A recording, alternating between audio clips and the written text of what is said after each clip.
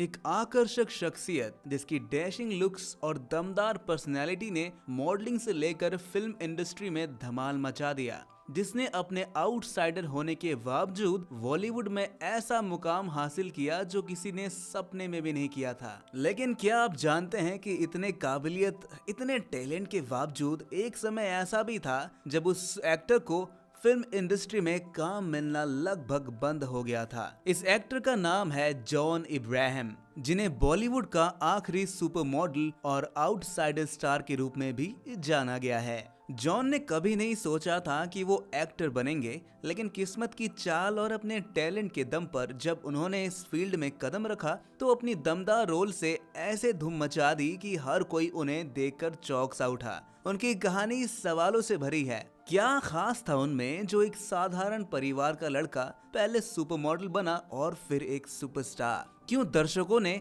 उसे हीरो से ज्यादा विलन के किरदारों में ज्यादा पसंद किया? और आखिर क्या वजह रही जिसने उसे एक सफल प्रोड्यूसर बनने की ओर? और वो किस्सा तो आपको जानना ही चाहिए कि आखिर जॉन ने सलमान से पंगा क्यों लिया और कैसे ये पंगा उसके करियर को प्रभावित कर गया। इन सभी सवालों के जवाब आपको इस एक वीडियो में मिल जाएंगे, तो बने रहिएगा बॉलीवुड डायरी के साथ। जॉन इब्राहिम का जन्म 17 दिसंबर 1972 को मुंबई, महाराष्ट्र में हुआ। उनके पिता इब्राहिम जॉन मलयाली क्रिश्चियन थे और उनकी मां पारसी समुदाय से थी। जॉन के पिता एक आर्किटेक्ट थे, जबकि उनकी मां फिरोजा ईरानी एक चैरिटी वर्कर थी। जॉन का पारसी नाम फरहान रखा गया था, लेकिन जब उनका बपतिस्मा हुआ तो नाम बदलकर जॉन इब्राहिम कर दिया गया।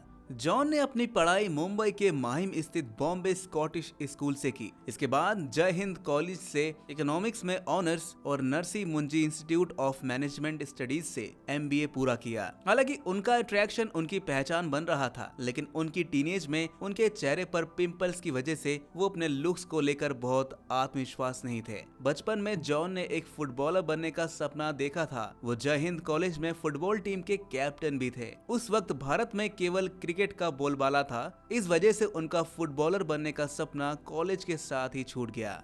MBA की पढ़ाई पूरी करने के बाद जॉन को एक एडवर्टाइजिंग एजेंसी में काम मिला। यह उनका काम मीडिया प्लानिंग और एडवर्टाइजिंग से जुड़ा हुआ था, लेकिन किस्मत को कुछ और ही मंजूर था। एक दिन कंपनी में एक क्लॉथिंग ब्रांड का फोटोशूट था। अचानक मेन मॉडल ने शूट कैंसिल कर दिया और सभी लोग जल्दी से जल्द एक नए मॉडल की तलाश में जुट गए। तभी किसी की नजर जॉन पर पड़ी और उनकी पर्सनैलिटी को देखकर फोटोग्राफर को लगा कि जॉन इस फोटोशूट के लिए एकदम सही रहेंगे। जॉन को इस फोटोशूट के लिए अप्रोच किया गया और उन्होंने इसके लिए हामी भी भर दी। फोटोशूट के दौरान जॉन का आत्मविश्वास और उनका आकर्षण सबके दिलों में घर कर गया। इसके बाद उन्हें कई अन्य फोटोशूट्स के ऑफर मिलने लगे और कुछ ही समय में वो अपनी सैलरी से ज्यादा इन फोटोशूट से कमाने लगे। इन सफलता ने उन्हें मॉडलिंग में करियर बनाने के लिए मोटिवेट किया और उन्होंने अपनी नौकरी छोड़कर मॉडलिंग को प्रोफेशन के रूप में अपनाने का फैसला किया। मॉडलिंग में जॉन को बड़ा ब्रेक तब मिला जब उन्होंने मार्च 1999 में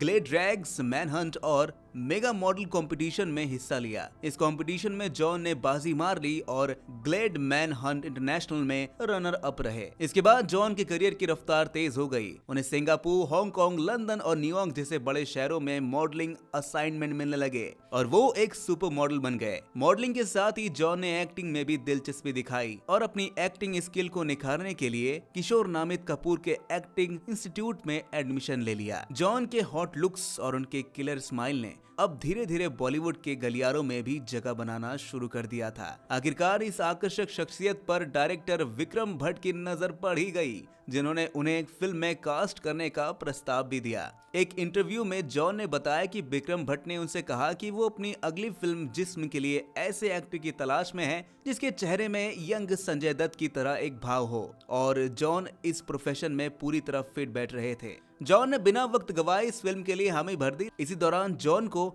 डायरेक्टर राहुल रवेल ने भी एक फिल्म के लिए साइन किया था जो जिस्म से पहले रिलीज होनी थी, लेकिन प्रोडक्शन में देरी की वजह से फिल्म टलती रही और आखिरकार जिस्म ही जॉन की पहली फिल्म बन गई, जिसने उन्हें फिल्म इंडस्ट्री में एंट्री दिलाई। साल 2003 में रिलीज हुई ये फिल्म बॉक्स ऑफिस पर तो औसत रही, लेकिन इसमें जॉन की अदाकारी को काफी सराहा गया। फिल्म में उन्होंने एक शराबी और बेपरवाह वकील कबीर लाल का किरदार निभाया। इस किरदार में उनकी अदाकारी को दर्शकों ने नोटिस किया और इस तरह एक नया सितारा उभर कर सामने आ गया। उसी साल जॉन की 2 और फिल्में आई, साया और पाप, लेकिन दुर्भाग्यवश ये फिल्में बॉक्स ऑफिस पर कोई खास कमाल नहीं कर पाई। इसके बावजूद जॉन के टैलेंट को फिल्म इंडस्ट्री में सराहा जा रहा था। इसी दौरान डायरेक्टर आदित्य चोपड़ा अपनी अगली फिल्म धूम की कास्टिंग कर रहे थे और उन्हें एक दमदार विलन की तलाश थी। इस किरदार के लिए पहले संजय दत्त को कास्ट किया गया था, लेकिन डेट्स की समस्या के कारण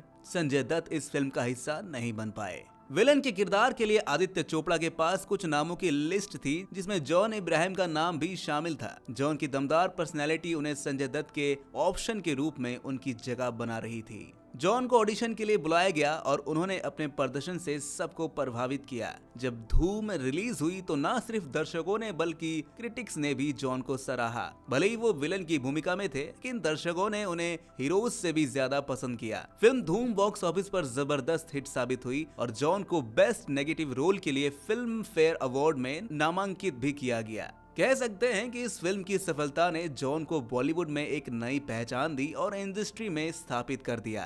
साल 2005 में जॉन ने ऐलान और करम जैसी एक्शन थ्रिलर फिल्मों में काम किया, लेकिन ये फिल्में बॉक्स ऑफिस पर फ्लॉप साबित हुई। मगर इस सफलता से वो घबराए नहीं। उसी साल उनकी फिल्में काल और गरम मसाला ने बॉक्स ऑफिस पर अच्छी परफॉर्मेंस दी और उनकी पॉपुलैरिटी को नई ऊंचाइयों पर पहुंचा दिया। साल 2006 में जॉन के करियर का एक और महत्वपूर्ण साल साबित हुआ। इस साल उन्होंने 5 फिल्मों में काम किया, जिसमें टैक्सी नंबर 9211 और काबुल एक्सप्रेस ने अच्छा प्रदर्शन किया, जबकि बाकी 3 फिल्में बॉक्स ऑफिस पर खास सफलता हासिल नहीं कर पाई। फिल्म काबुल एक्सप्रेस की स्क्रिप्ट कई बड़े एक्टर्स को ऑफर की गई थी, लेकिन जब उन्हें पता चला कि इसकी शूटिंग अफगानिस्तान में होगी तो ज्यादातर एक्टर्स ने इस प्रोजेक्ट से इनकार कर दिया। जब ये ऑफर जॉन के पास पहुंचा तो उन्होंने इसे चुनौती के रूप में स्वीकार किया और तुरंत हामी भी भर दी।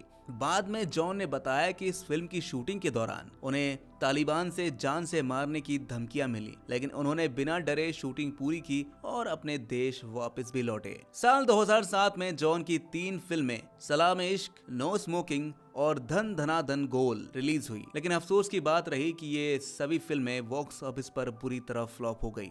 इस दौर में जॉन का करियर एक कठिन मोड़ से गुजर रहा था, लेकिन उन्होंने हिम्मत नहीं हारी। फिर 2008 में किस्मत ने उनका साथ दिया। जॉन को अभिषेक बच्चन और प्रियंका चोपड़ा के साथ धर्मा प्रोडक्शन की फिल्म दोस्ताना में काम करने का मौका मिला। ये फिल्म सुपरहिट साबित हुई और दर्शकों ने जॉन के किरदार को काफी पसंद किया। जॉन की एक्टिंग, उनकी कॉमिक टाइमिंग और उनका चार्म फिल्म में एक अलग ही रंग भरने में कामयाब रहा। दोस्ताना की सफलता ने जॉन के करियर में एक नई ऊर्जा भर दी और उन्हें फिर से एक मजबूत पहचान दिलाई। साल 2009 में जॉन ने यशराज फिल्म्स के बैनर तले फिल्म न्यूयॉर्क में काम किया। इस फिल्म में उनके साथ कैटरीना कैफ और नील नितिन मुकेश भी मुख्य भूमिकाओं में थे। फिल्म ने न केवल बॉक्स ऑफिस पर अच्छा प्रदर्शन किया, बल्कि दर्शकों ने जॉन की अदाकारी को भी बहुत सराहा। ये फिल्म जॉन के करियर में एक और मील का पत्थर साबित हुई, जिसने उनके एक्टिंग कौशल को दर्शकों के सामने बेहतर तरीके से प्रेजेंट किया। साल 2010 में जॉन की आशाएं और झूठा ही सही जैसी फिल्म में रिलीज हुई,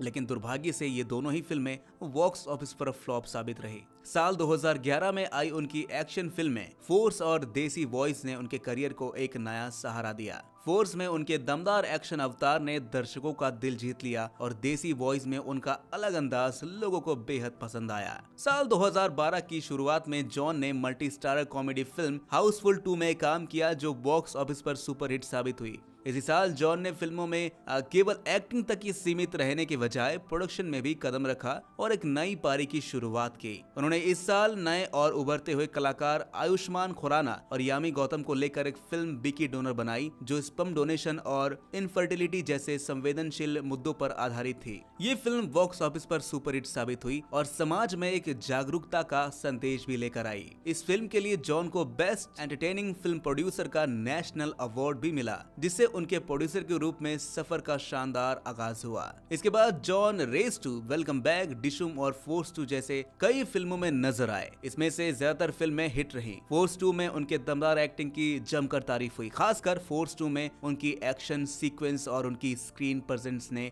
दर्शकों को खूब प्रभावित किया। यही नहीं, फोर्स 2 बॉक्स ऑफिस पर जॉन की सबसे बड़ी ओपनिंग फिल्म साबित हुई थी। 2021 और 2022 में जॉन ने मुंबई सागा, सत्यमेव जयते 2 और एक विलन रिटर्न्स जैसी फिल्मों में काम किया। हालांकि ये फिल्में बॉक्स ऑफिस पर बहुत सफल नहीं रही, लेकिन जॉन ने हर बार अपने किरदारों को बखूबी निभाया। उनकी मेहनत और दृढ़ संकल्प ने उन्हें कभी हारने नहीं दिया और वो हर नई फिल्म में अपना सर्वश्रेष्ठ देने की कोशिश करते रहे। और फिर आया साल 2023। ये साल जॉन के करियर का एक और महत्वपूर्ण मोड़ लेकर आया, जब उन्होंने बॉलीवुड की सबसे बहुप्रतीक्षित फिल्म पठान में एक खतरनाक विलन की भूमिका निभाई। इस फिल्म में जॉन के साथ सुपरस्टार शाहरुख खान भी थे, लेकिन जॉन की पर्सनैलिटी और उनकी एग्रेशन ने इस किरदार में ऐसा जान डाल दिया कि दर्शक उनके किरदार को देखते ही रह गए। फिल्म पठान बॉक्स ऑफिस पर जबरदस्त हिट रही और दर्शकों ने जॉन के नेगेटिव रोल को भरपूर सराहा। लोगों का कहना था कि जॉन की पर्सनैलिटी और उनका आक्रामक अंदाज किसी भी हीरो को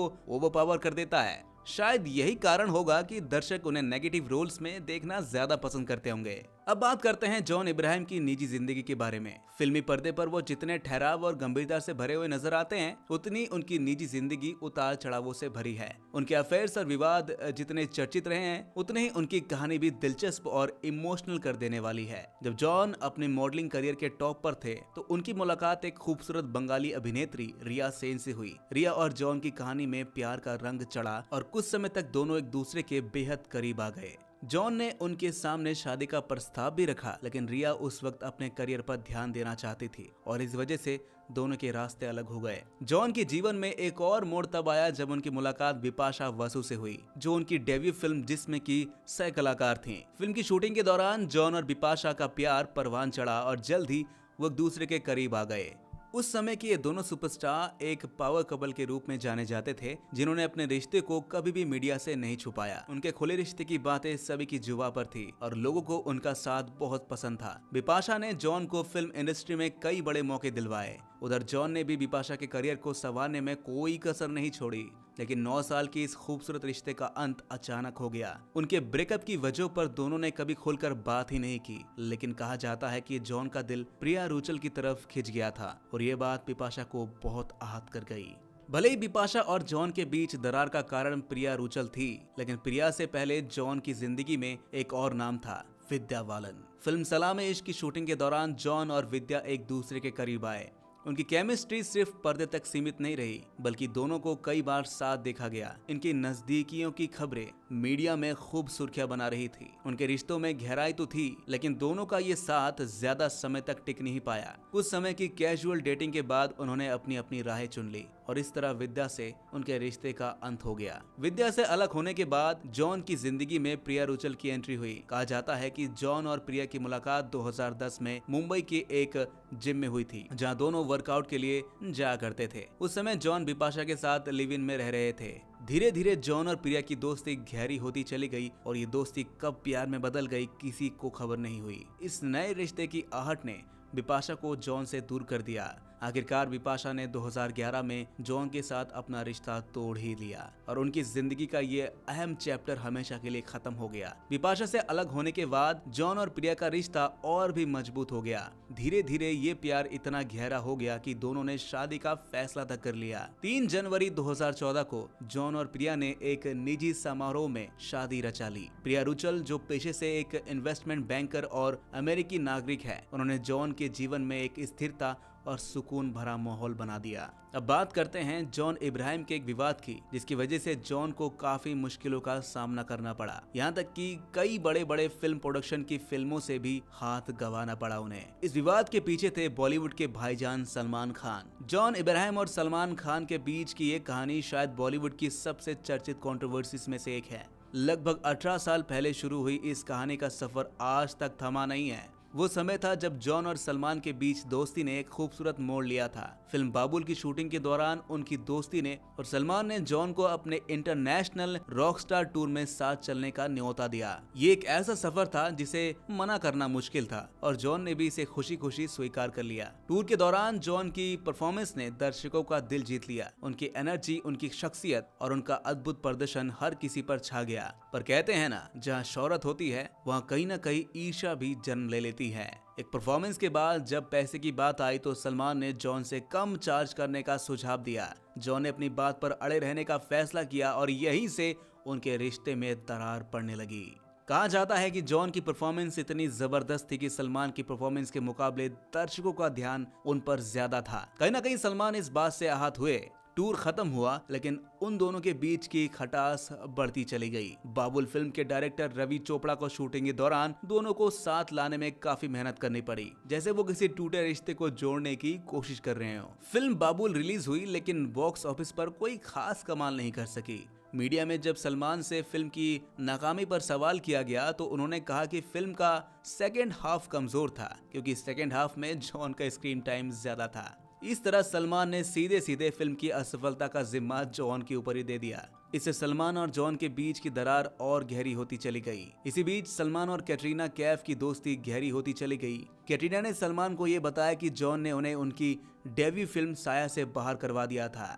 ये सुनते ही सलमान का गुस्सा और भड़क गया। जब जॉन से इस बारे में पूछा गया तो उन्होंने साफ कह दिया कि साया उनके करियर की दूसरी फिल्म थी और उस समय वो उस स्थिति में नहीं थे कि किसी को फिल्म से निकालने या रखने का अधिकार रखते। लेकिन जॉन की ये सफाई सलमान के गुस्से को शांत नहीं कर पाई। साल 2009 में जॉन और कैटरीना ने एक साथ फिल्म न्यूयॉर्क में काम किया। ये फिल्म उनके करियर का एक महत्वपूर्ण पड़ाव थी, लेकिन सलमान ने इस पर भी टिप्पणी की। उन्होंने कहा कि उस वक्त कैटरीना एक स्टार बन चुकी थी और चाहती तो जॉन को फिल्म से निकलवा सकती थी, लेकिन सलमान के कहने पर ही उन्होंने जॉन के साथ काम करने का निर्णय लिया। इस घटना के बाद जॉन और सलमान ने एक दूसरे से दूरी बना ली। उनके रिश्ते में अब केवल कड़वाहट और दुश्मनी थी। समय समय पर दोनों ने एक दूसरे पर तंज भी कसे और इसी तरह उनकी कोल्ड वॉर जारी रही। जॉन का कहना है कि उन्हें आज तक ये समझ में नहीं आया कि सलमान को उनसे इतनी नाराजगी क्यों है। जॉन की जिंदगी का ये सफर सिर्फ संघर्षों और विवादों से भरी नहीं थी। वो हमेशा अपने काम में नए नए एक्सपेरिमेंट करते रहे। अपने करियर के शुरुआती दिनों में ही उन्होंने साया, वाटर और नो स्मोकिंग जैसी फिल्मों में काम किया। ये फिल्में बॉक्स ऑफिस पर भले ही सफल नहीं रही, लेकिन जॉन ने कभी हार नहीं मानी। उन्हें महसूस हुआ कि सिनेमा में अपनी पहचान बनाने के लिए उन्हें कुछ अलग करने की जरूरत है। इस अनुभव ने उन्हें एक्शन हीरो वाले किरदार की तरफ खींचा, जहां उन्होंने अपनी दमदार बॉडी और एक्टिंग का जोरदार प्रदर्शन किया।